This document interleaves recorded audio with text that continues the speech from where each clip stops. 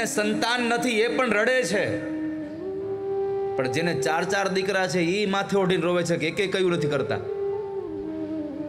એકે અમને સાથ નથી રાખતા.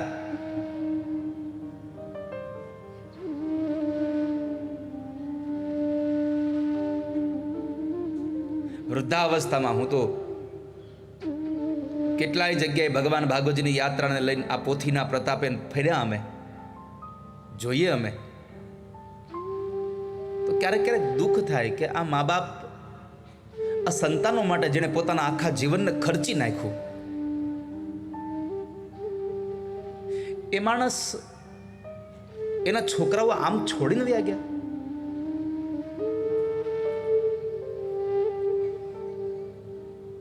યુવાન ભાઈ બહેનોને મારી પ્રાર્થના છે, તમારા ઘરમાં મંદિર ન રાખો ને તો અમને કોઈ વાંધો નથી, પણ તમારા ઘરમાં હાલતા ચાલતા ભગવાન તમારા મા બાપને ખૂબ રાજી રાખશો ને તો ઠાકોરજી રાજી થશે તમારા ઉપર. પહેલું તીર્થ મા બાપ છે આપણું. જાઓ પંઢરપુરમાં ભગવાન પંઢરીનાથને જોવા, ઈટ ઉપર કમરે હાથ દઈને ઉભા રહ્યા હતા, જ્યાં સુધી પુંડરીકે ભગવાનની પૂજા ન કરી લીધી ત્યાં સુધી, પોતાના મા બાપની પૂજા ન કરી ત્યાં સુધી. ભગવાન મળવા આવ્યા કે મારે તમને મળવું છે. પુંડરીકે કહ્યું કે મહારાજ પ્રભુ, તમારે મને મળવું હોય તો અત્યારે નહીં મળાય. કેમ?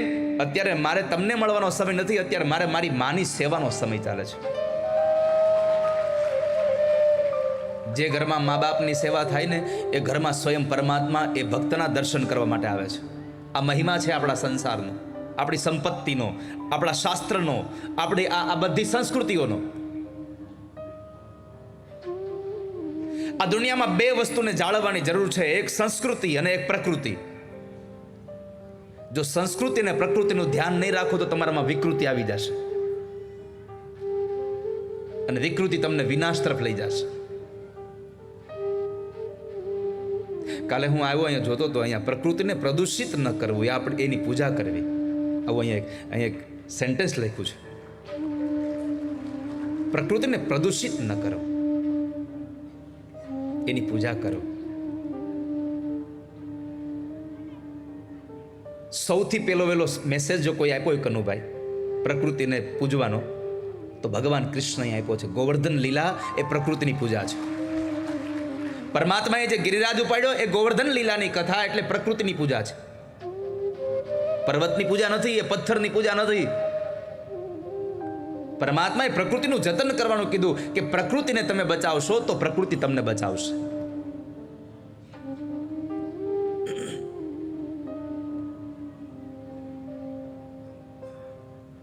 આપણી સંસ્કૃતિની જાળવણી આપણે કરવી જોઈએ, આપણી પ્રકૃતિની જાળવણી આપણે કરવી જોઈએ. આપણી નૈષ્ઠિક જવાબદારી છે. અને માણસ પોતાની જવાબદારીને નિષ્ઠા સાથે જો એની ફરજ અદા કરે ને તો એના જેવો ધર્મ આ સંસારમાં બીજો કોઈ નથી. પોતાની ફરજમાં નિષ્ઠા રાખે. આપણને કોઈ પણ જગ્યાએ નોકરી મળી હોય, તમે નોકરી કરવા તમે જાઓ, 11 વાગ્યાથી લઈને 5 વાગ્યા સુધી તમે નોકરી કરો, સવારના 9 વાગ્યાથી લઈને તમે સાંજના 6 વાગ્યા સુધી નોકરી કરો. ઓફિસમાં હાજર રહેવું ને એ તમારી નોકરી નથી, પણ જેટલો સમય તમે ઓફિસમાં છો એ નિષ્ઠા સાથે કામ કરો, એ તમારી સાચી નોકરી છે. બાકી મહિને પગાર તો તમે ત્યાં ગયા એટલે આવવાનો જ છે. તમે એવરી ડે તમારી હાજરી ત્યાં હોય છે એટલે તમને મહિને પગાર આવવાનો છે. પણ જે સમય તમારો નોકરીનો હતો એ સમયમાં તમે જો ગપાટા મારી અને સમય પસાર કર્યો ને એનો પગાર લીધો તો તમારા ઘરમાં અનિતિનું અનાજ આવ્યું છે, યાદ રાખજો. તમારી જે નૈષ્ઠિક ફરજ છે.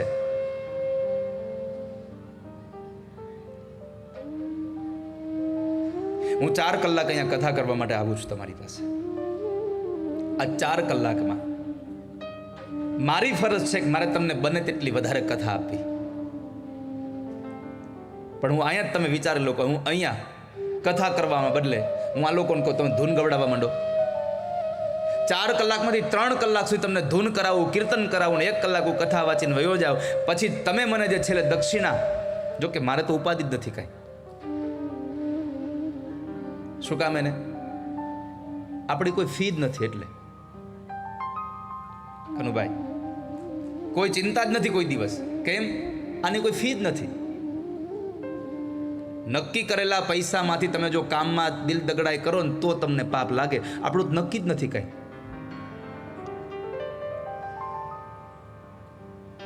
એ તો કનુભાઈને પૂછશો તમે કે કેટલો ખર્ચો થયો, તો કહે એ તો તમને કે આટલાનો ખર્ચો થયો. તો એ કઈ જિગ્નેશ દાદાનો ખર્ચો નથી હો. આ લોકો આખો ખર્ચો મારી માથે ચડાવે છે. હા, લોકો કથામાં આખો ખર્ચો મારા માથા પર નાખે કે એની કથામાં અમારે 1 કરોડ થયા.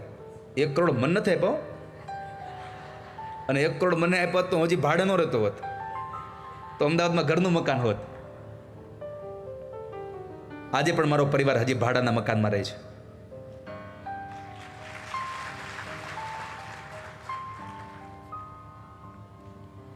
મારી સાથે જેટલી આ બધા ટીમ આવી છે એનું બધાનું ફિક્સ છે.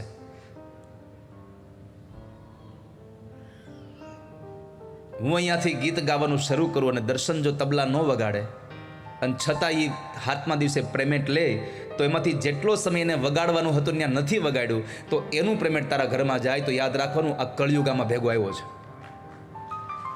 અનિતિમાં કળિયુગ રહ્યો છે.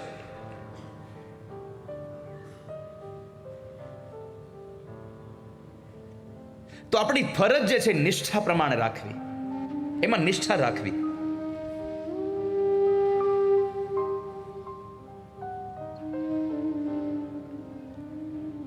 તો મા બાપની સેવા કરવી એ આપણી નૈષ્ઠિક ફરજ છે.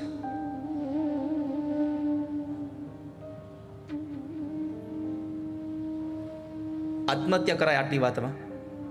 આત્મદેવે કીધું, બાપજી તમે આપી શકતા હોય તો મને સંતાન આપો, ને તો મરી જવા દો. મને પૂમ નામના નરકમાંથી તારે કોણ પિંડદાન ન થાય તો? અને વાતે સાચી છે, પિંડદાન નહીં થાય તો?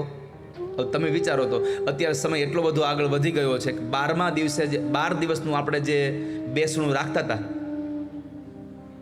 12 દિવસ સુધી આપણે જે ઘરમાં ફળિયામાં ઓસરીમાં બેસતા હતા લોકો, આજે 2 કલાકનું થઈ ગયું છે. 2 જ કલાકમાં બધું ફિનિશ. પહેલાના સમયમાં તો કેટલી મર્યાદાઓ હતી.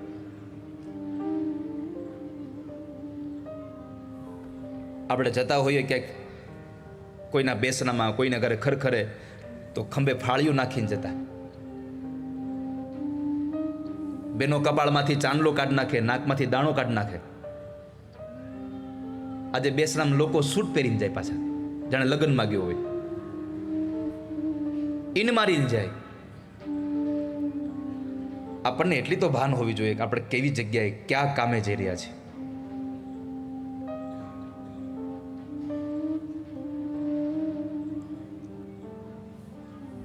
આ બધું છોડો. આવનારી પેઢી કદાચ આપણું પિંડદાન નહીં કરે તો મોક્ષ ગતિ કેમ મેળવશું? મહાપુરુષો કહે છે કે દીકરાઓ ઘઉંના લોટના અને અડદના લોટના, ચોખાના લોટના પિંડ કરી અને પાણીમાં નાખે, અને પછી એને માછલા તાણી જાય.